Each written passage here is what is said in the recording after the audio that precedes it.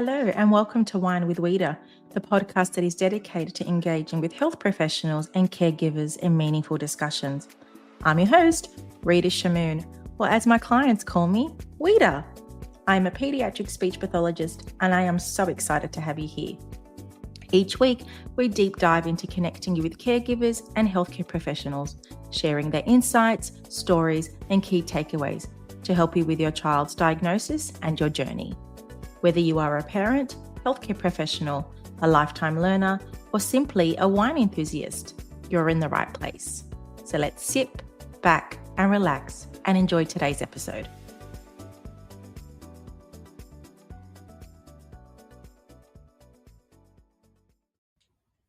Hello, everyone. Welcome back to another episode of Wine with Wita. I believe this is episode 32, and we're leading up to the end of the year. And I am graced with an amazing woman that I met maybe a few months ago through a mutual friend. We just connected, and I this year have genuinely believed in the aspect of alignment. And I really feel I've aligned with this remarkable woman's values, what she puts out there on her for her work to support many women, and I really wanted her story and her expertise to sparkle on Wine with Wita this week to help many mothers during this time with the lead up to the end of the year. I welcome Wendy Gilroy, counsellor and wellness coach, to Wine with Wita. Hi, Hello, Wendy. Rita. Hello. Thank you so much. That was really beautiful to hear you say that, and I'm with you on the alignment piece. I think it's very true. We tend to sort of meet people when we need to, I think, and yeah. So thank you for having me today. Oh, you are welcome. You know what I'm loving about all of this? Wendy on Wine with Wita. So I feel like it's a tongue twister. Yes, I thought of that earlier too, and I was like, well, given it's late morning, it's more of a water with Wendy and Wita, but here we are. I'm sure we'll have a lovely chat. Well, the fact is wine with Wita, with the water, with Wendy, wellness, lots of what. So I hope the aspect of being wonderful is felt in the chat today.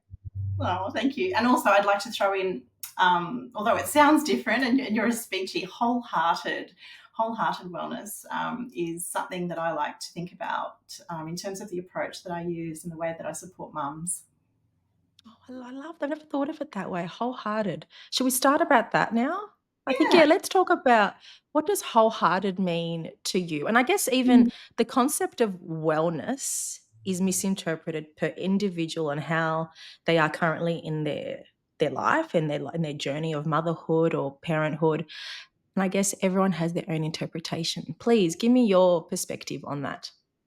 Yeah, so thanks, Rita. Wholehearted wellness to me really encompasses a holistic approach to wellness and well-being for mums and the women that I support. And similar to the beautiful Dina Kalita, who I know you had a podcast episode with recently, again, alignment, Mhm. our approach to supporting mums in that mind, body, and spirit, or mind, body, soul, or mind, body, heart, however it is that you resonate with that additional aspect of yourself. Because in order to be well, in order to thrive, not just as a human being, as a woman, but as a mother, on top of that, we really do need to look after ourselves in a holistic way.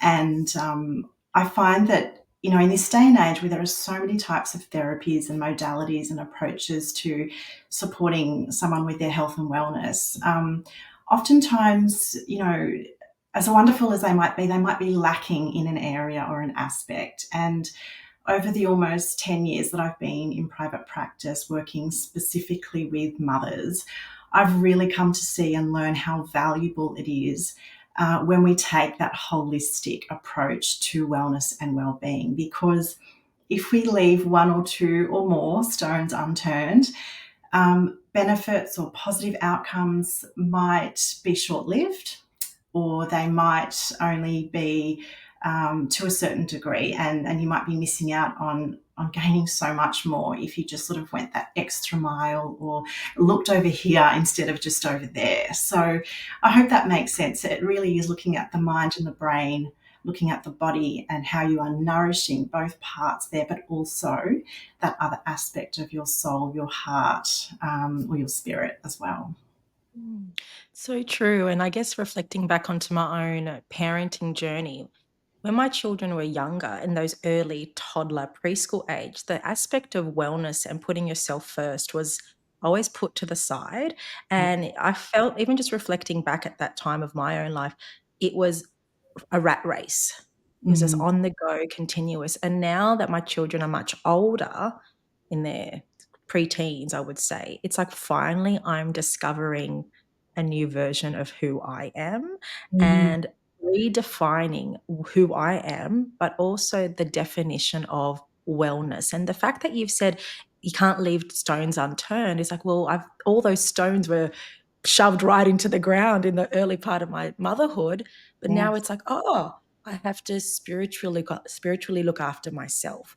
And even physically looking after myself, I guess when you're thinking about how I can exercise, it's about redefining what Mm, does physical health mean to you. And it's a journey. It's definitely a journey, Wendy. And even just now, I want to just talk about the listeners who have young children and those with special needs. What common characteristics or patterns do you find with these mothers going through these challenging times? mm, mm. Yes, so much of what you said resonates, not just from my own experience when my children were younger, because I've got a twin and a teen in high school now, but so many mums out there who do have young children are, as I would sort of say to them, in the thick of it. And they are in that almost survival mode day to day where they've Mm, got to get through the day. They've, got things to do, things to achieve, places to be. It's kind of ticking things off the list, and they're not looking after themselves because they feel like they can't. They don't feel like they have the time, or they don't feel like they have the energy, which is very real. And for some mothers, also, there's almost this false belief that they need permission. They need permission to rest, or they need permission to go out and do that yoga class, or go to the gym, or meet a friend for coffee and a debrief on life, And the truth is, we don't need permission. We need to be doing those things to look after ourselves, because without being at our best, we cannot show up and be the mother that we really want to be. And that will flow on and impact the way that our kids show up and the way that they behave, mm, emotions that we see in them as well. So, a lot of mums feel stuck in those early years. They feel bogged down by motherhood and the relentlessness of it. Um, and they just, yeah, that sense of permission is huge. And self compassion is a big part of that too. A lot of mums need to learn how to be self compassionate coming through those early hard years of motherhood. Why is that? Why, excuse me, why do we have that sense that we need permission to focus on something that will make us better as mothers and as partners? Is it the sense of the guilt that we're putting ourselves first and we really should be focusing on our children only? Is that where that comes from? Or is it coming from our belief systems that we've been conditioned with all our life, through our upbringing, through social media, through what the society has told women to be and how you should be a certain way as a mother? Is that where it comes from?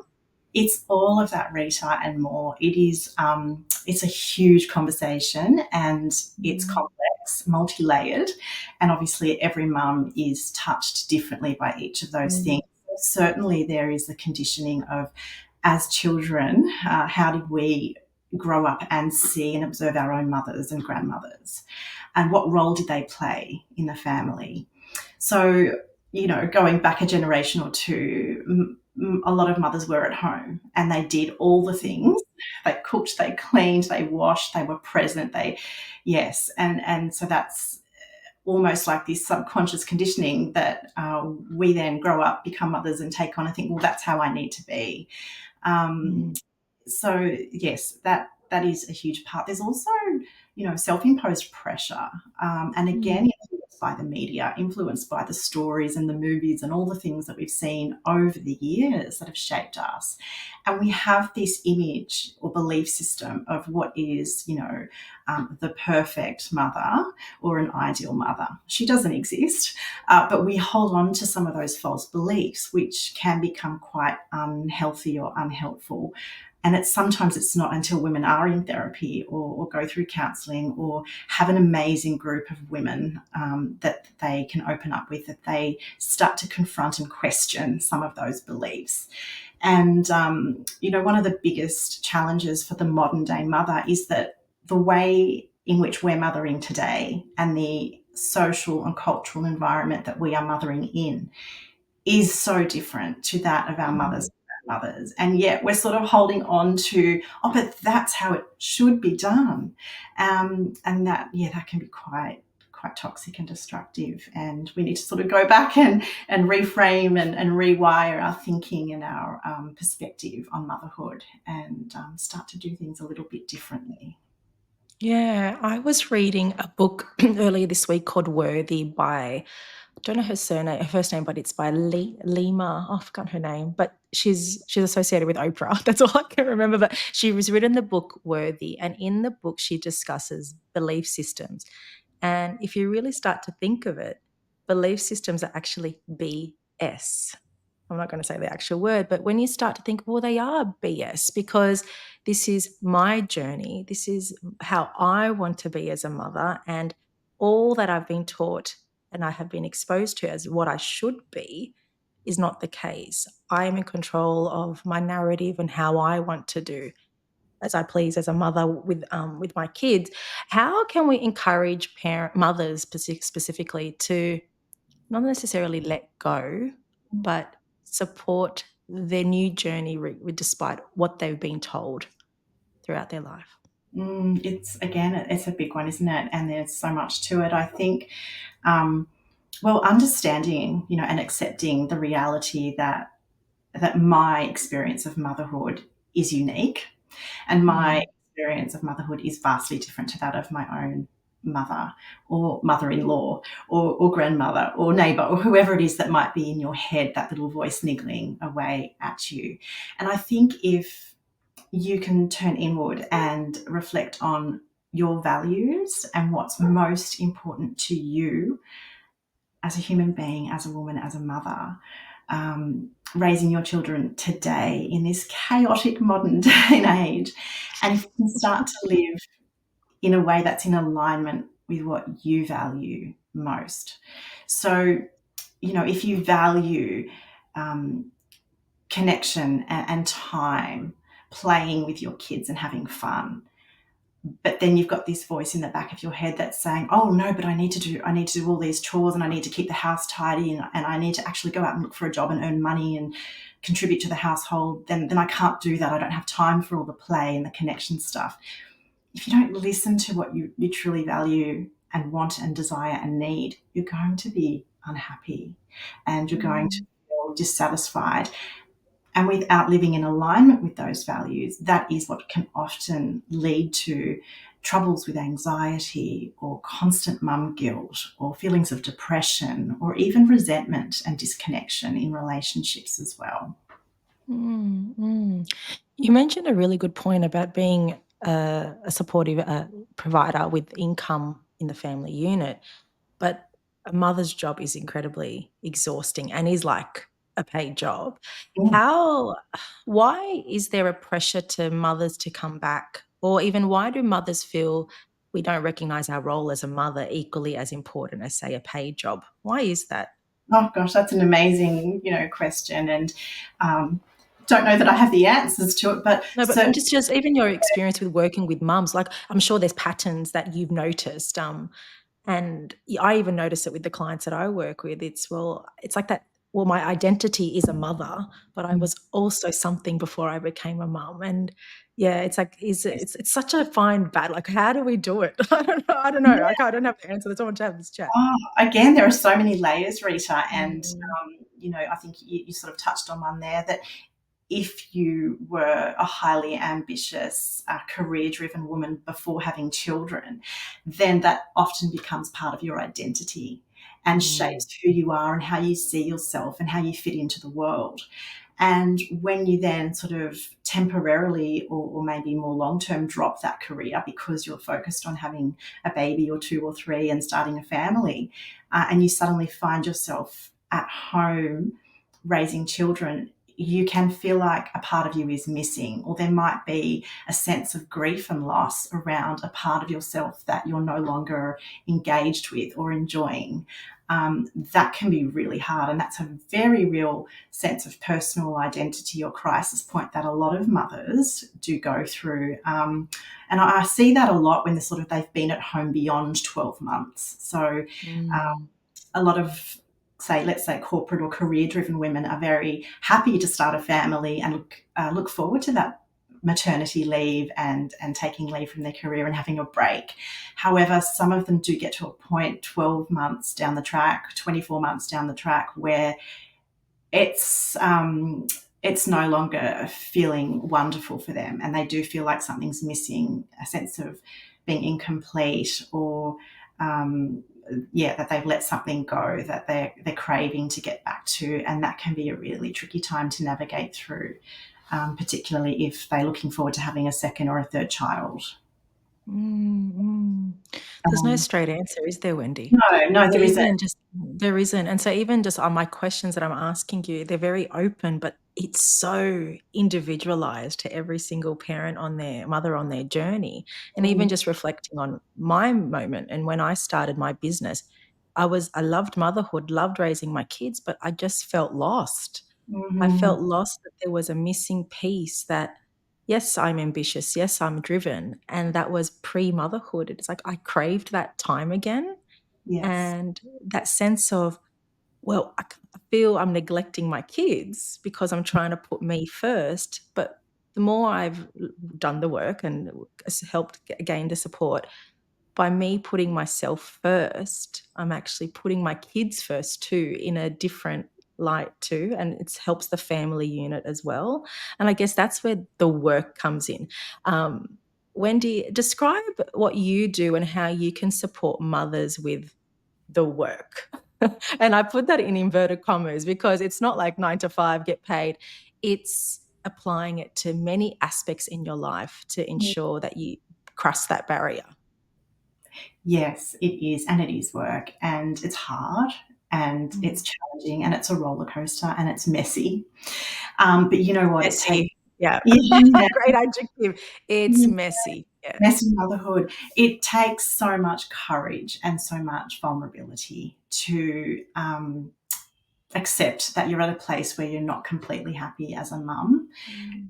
And that comes with guilt for a lot of women too, because it's like, how dare I feel like this? How dare I complain? I've got beautiful children that are, healthy in many instances. And, um, And I've, also I'm blessed. I should be blessed that these babies are in my life, and how dare I feel guilt that these blessings were brought to me. Like, that's what I felt when I was at that time.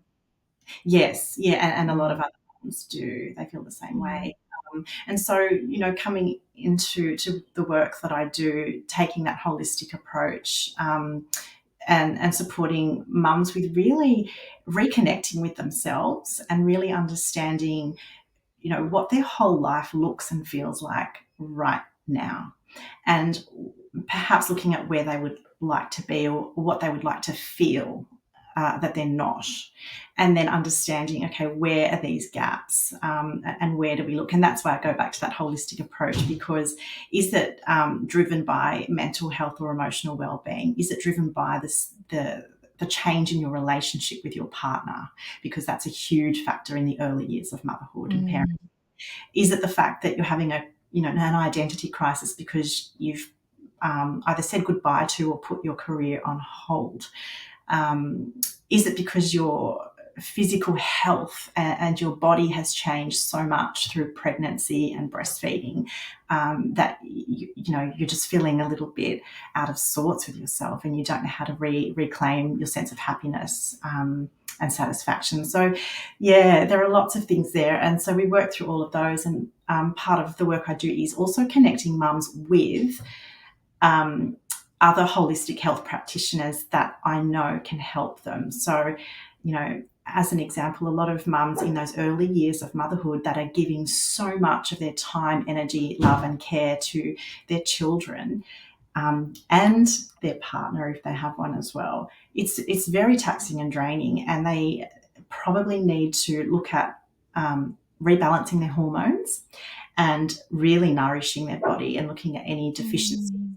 deficiencies that might be impacting their mental health and their emotional well-being, as well as their general energy and their ability to sleep well through the night. So all of this goes together, you can see. And going to see a GP often is just not enough, and it's not going to No. cut it.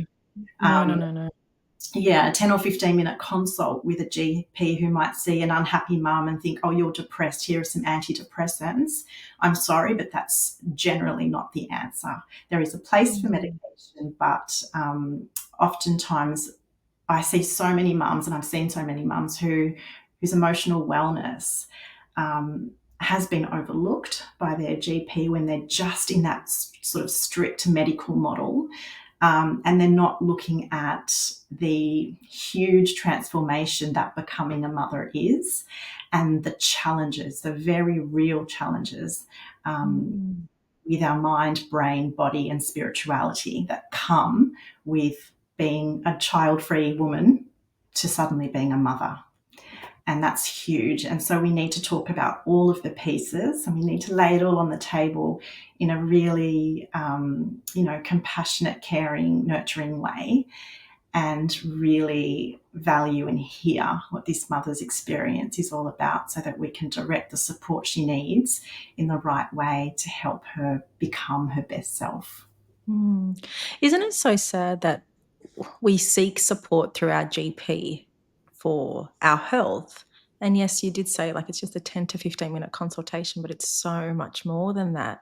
If there's a listener here feeling those feels that we discussed earlier, what would be the first step you would suggest? Would it be see a wellness coach, see your GP maybe, for example, as well, or speak to a friend? What would be the first step? Because just even reflecting to my own experience, my first step was speaking to a friend who then guided me to a wellness coach, who then guided me to the other practitioners to figure out those missing puzzles of myself. What would you suggest, Wendy? Yeah, right. I think it depends on what's going on for Mm, the mum. If she's really concerned about her health, mentally or physically, 100% go and see your GP. Go and see a mm, doctor and get the medical, overview or treatment that you might need. I would never say not to do that. mm, However, I think if you have a trusted close mum friend such as yourself, Rita, and someone you can mm, confide in, who's been through a similar experience. I think that is just so invaluable.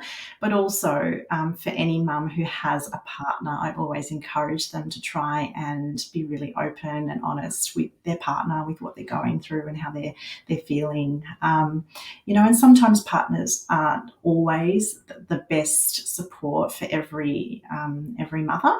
And if any mums are listening feeling like they can't talk to their partner, you're not alone in that.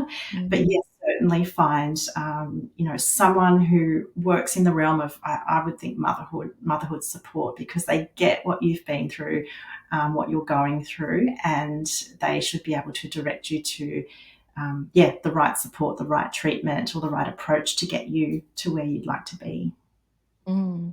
You mentioned the whole communicating with your partner, and I'm just even thinking about some moms that I've worked with where they find it hard to talk to their partners about something that they're experiencing because it seems like they're nagging or complaining. But I always encourage them, well, if the roles were reversed, you would openly listen to their concerns because that's the father of your children, and again, that's your partner. You would support them along the way. So it's about letting what I feel it's about having those open, vulnerable conversations because the more you can connect in that manner, it allows more conversations to freely come and then be guided with what is best to support not only yourself, but yourself as a couple as well. Yes, it is really, really important. It's And hard. it Mm. is hard, but I'm also sort of mindful of a lot of the mums I've supported over the years, um, have had challenges in their relationships with Mm, okay. since Mm. baby came along, because the reality is, having a baby and becoming parents transforms both partners, right? And can be a trigger point, to bring up our own childhood stuff and Okay. relationships to our own parents. And um, there are unfortunately a lot of relationships that struggle in that time, and there might be some empathy that's lacking from a partner, and sometimes a woman just doesn't feel like she can necessarily open up at that stage. Which is where counselling can be a wonderful support and help there. And it's not uncommon for some of the mums that I work with, a few months down the track, to then go into couples therapy with a couples therapist, because they've identified that actually there is quite a large gap, disconnection in our relationship now that we're parenting. And they might, realize that their communication's not where it needs to be, or that they're actually parenting from a different page in the parenting book. And again, that's from their own childhood experiences and expectations, and the way they were perhaps disciplined, all of that stuff. Mm. So, Mm. I trauma, think that's that's like a more complicated too. that's a whole new episode, isn't it, Wendy, about understanding your childhood and how childhood triggers, childhood traumas influence significantly you as a parent. But what I'm loving now in our current times is that we're talking about this so much more. The topic of trauma, childhood triggers is, I feel like what do they call it? Like a trending topic in Mm. society, that it's allowing people to become more aware. Do you think this awareness would support mothers in their challenging times, or do you feel it's a sensitive topic that it's hard for mothers to talk about? Oh, yeah, probably both. Like, I think it's wonderful that there's so much more information that's readily available to mothers today. Mm, Internet certainly can be a blessing at times. There's also a lot of noise and conflicting advice and confusion. Um, but it can also, be a really tricky, challenging one as well. So, yeah, mm. I think at the end of the day, it pays to talk to someone who can support you and help you through that if there is, some trauma there. Um, Mm. because it generally just doesn't go away on its own.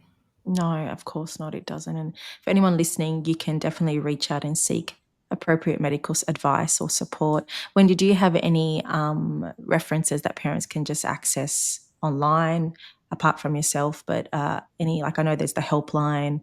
Is there one specific for mothers that parents can access? There's Parent Line, which Mhm. is a wonderful support. It depends what sort of stage. If you're like in the early years, stages of motherhood, sorry, postnatally, the Gidget Foundation are wonderful and do great work with new mums and parents.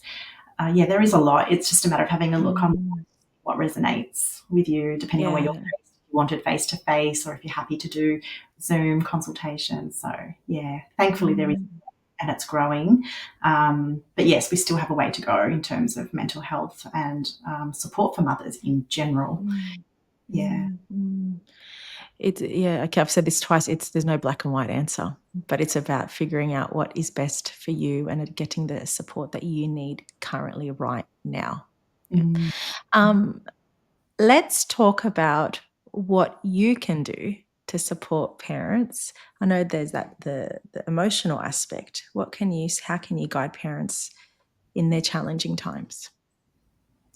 Well, I suppose, again, like taking it back to the mind body connection, there's often a big piece around education, in terms of really understanding that our mind and body is connected.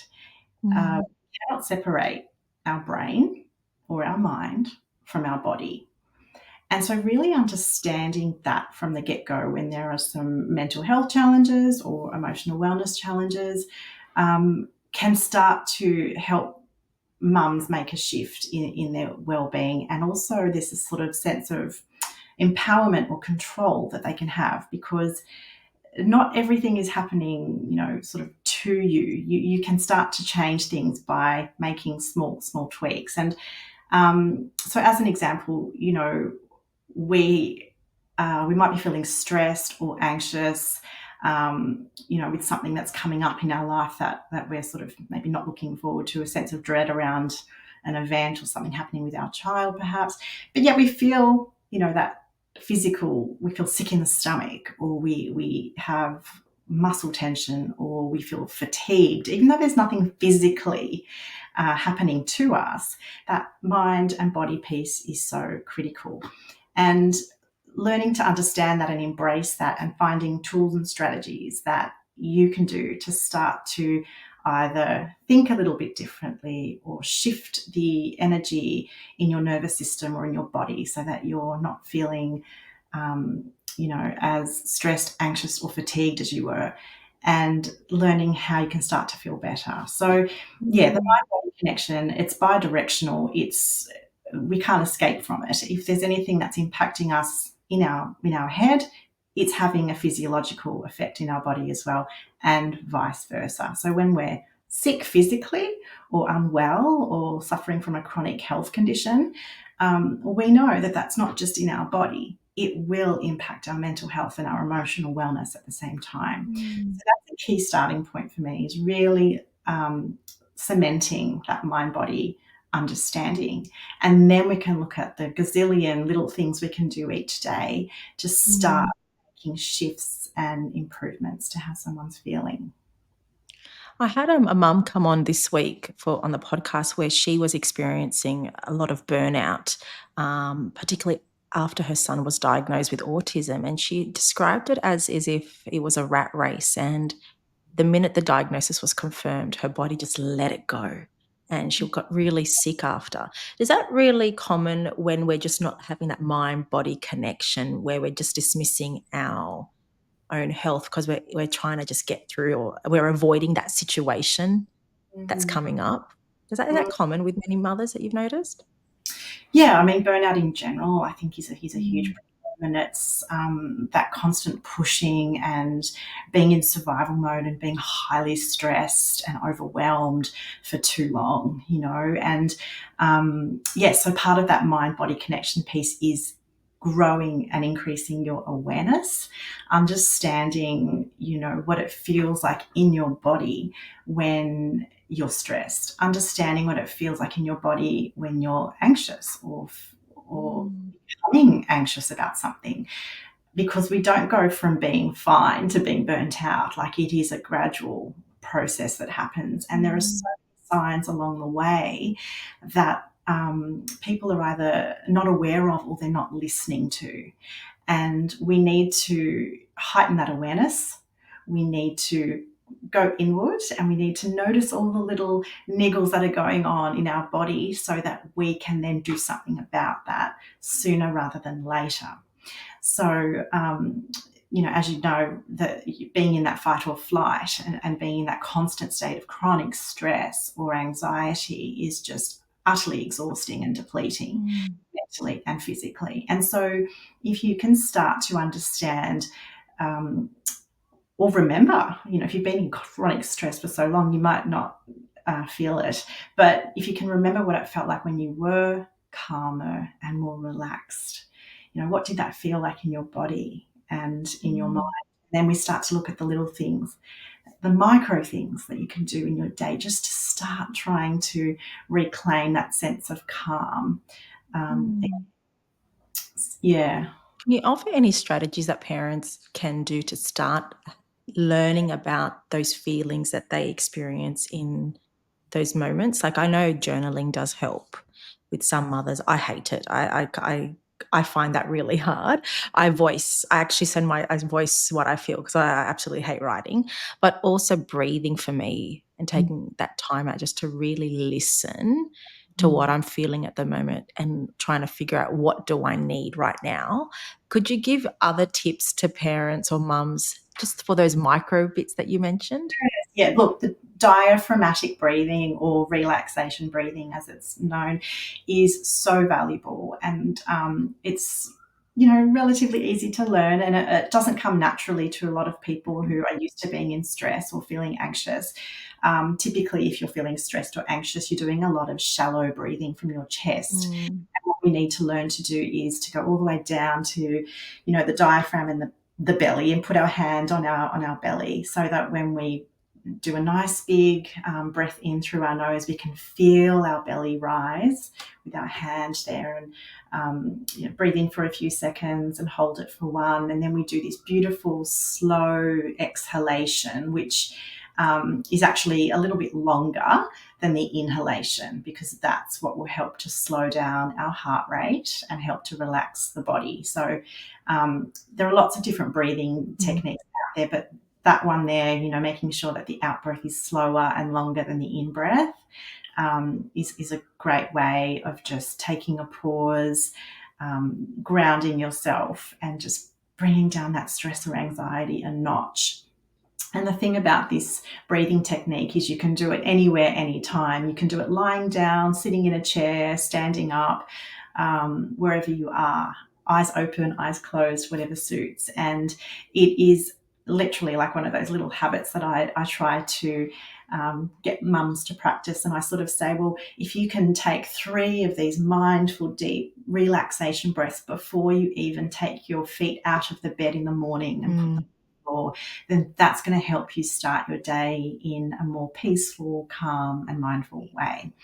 And times where you're waiting, so waiting for the microwave or waiting for the kettle, or whatever it might be, is stand there and do 3 or 4 of these deep breaths. It'll take 30 seconds of your time, Mm. but yeah, you will feel that, just a little bit of weight lifted. You can drop the shoulders and release some tension. So that goes a long way. I think if women can practice that a few times throughout the day, they'll really start Mm. the benefits of that. Yeah, even connecting to nature outside, getting some sunlight, putting your feet on the grass without Yes. your socks on, and just having that moment of connecting to I think your soul as well, is so nourishing and so beautiful to recognize and to do when you can, when you can. Yes. Um, yeah. Nature is a wonderful healer. Getting sunshine, even as you say, if it's just stepping outside for, a moment or two, and just looking up at the sunshine, and closing your eyes and having it fall on your face, and wandering around the garden, depending on where you live. If you're by the sea, then, beautiful as Mm. well. Just little things like that, being mindful. And there are so many There's so apps. many. Yeah, and they can be wonderful. And it's not about doing a meditation for half an hour and turning into a Buddhist monk. It's about saying to yourself, I'm just going to do this for 2 minutes. 2 minutes. Mm. And I know how busy mums are, but we all have 2 minutes at some point, right? And it might even be when you're in the bathroom. 2 minutes just to collect yourself, to ground yourself. Do a guided meditation if you're not sure what you're doing, and they can just really help ground you and make you just take the edge off that stress and anxiety. So that's a wonderful. Mm. Well, We all deserve just we deserve more than 2 minutes, but let's start off with 2 minutes and then gradually expand to what you need. Now, yeah, I know the lead up to the end of the year, everyone's feeling highly strung with Christmas and New Year and all these festivities. And so what happens? Mothers take on much more than their partners with the present buying, the socialization, etc., etc., etc. And as a result, our self help aspect is just down the drain. With being realistic, could we give tips to help mums during this time of the year? it is an exhausting time for sure, and there is often so much going on, particularly for mums who have got children in primary school and or high school. There's Mm. activities and events coming at you from everywhere, and then there's all the family stuff, and friends if you celebrate, things like that. So, one, if you have a partner, communicate and Communicate delegate, right? and So delegate. Love that. yeah, because Yeah. there's often this sense of like, not for everybody, but a lot of mums feel the pressure of buying all the gifts, say for Christmas or what have you, or preparing all the food and doing all the groceries and making a meal plan and things like that. Well, if you have a partner, sit down with them and have a chat about how you can, divvy up responsibilities and tasks so that it's not all on you. So that's a huge one. That's a huge factor. Rest, again, whether it's a micro rest or it's a conscious, I'm taking, half an hour or an hour out to go and do this thing that fills my cup and it makes me feel a sense of restoration and happiness and joy, then do that. And even though it feels counterproductive because you're so busy, it's so important that at those times you actually take a break and do something so that you can kind of come back with that renewed sense of energy and positivity, and you're not as stressed as if you just kept going and going and going, because that's what happens to a lot of women, unfortunately, at this busy time of year. So communication, permission to rest, and ask yourself, yes, what is it that I need right now? What might make me feel just a little bit better amongst the chaos? And how can you find a way to do that thing? I think that's really important.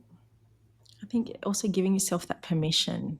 You're allowed to do this despite the lead up to a busy time. Give yourself the permission to do it as well. I feel many mothers need that. Many mothers need that. Now, Wendy, you have been a wonder today. Thank you so much for all your insight.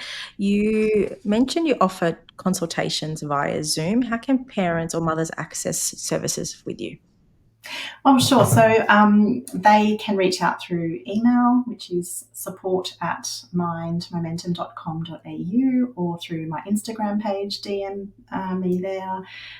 Or they can go to my website, mindmomentum.com.au, and there's a link to a free 20-minute consultation with me. So that's, just a lovely way for any mums listening to get a feel for how I can help them personally, see if I'm the best fit for them, and we'll take it from there. Yeah, wonderful. I will include all this information in the show notes and on the Instagram posts that I do in the week. But yes, definitely do reach out to Wendy. You can just even hear through the calmness of her voice. You're feeling more centered and just like there's someone there to listen to you. Yeah. Give yourself that permission to access that. Yeah. Wendy, before we wrap up, I ask all my guests a question. If you were to be a better version of yourself tomorrow, what word will you apply to yourself today? Wow, that's a big question. I'm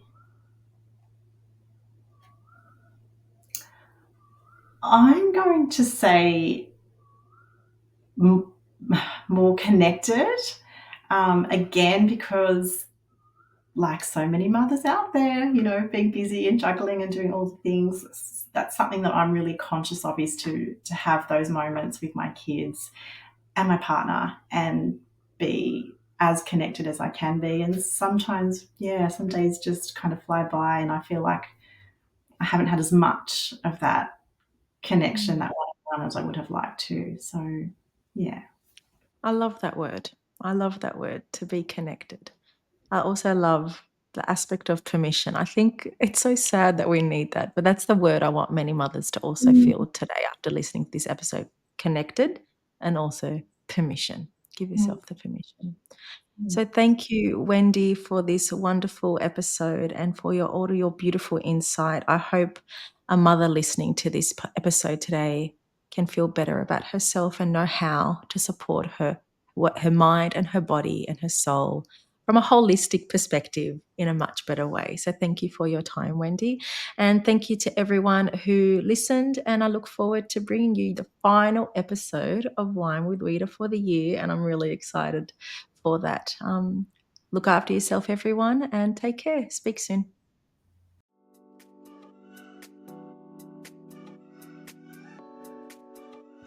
Thank you for tuning into another episode of Wine with Wita. I hope you found some new inspiration, learnt something new, or gained a fresh perspective. If you enjoy this episode, I'd be so grateful if you please leave a 5-star review, as it really helps the show get in the ears of new listeners, plus it takes 5 seconds. If you're keen for more strategies and insights, then head over to Instagram and follow RS Speech Pathology.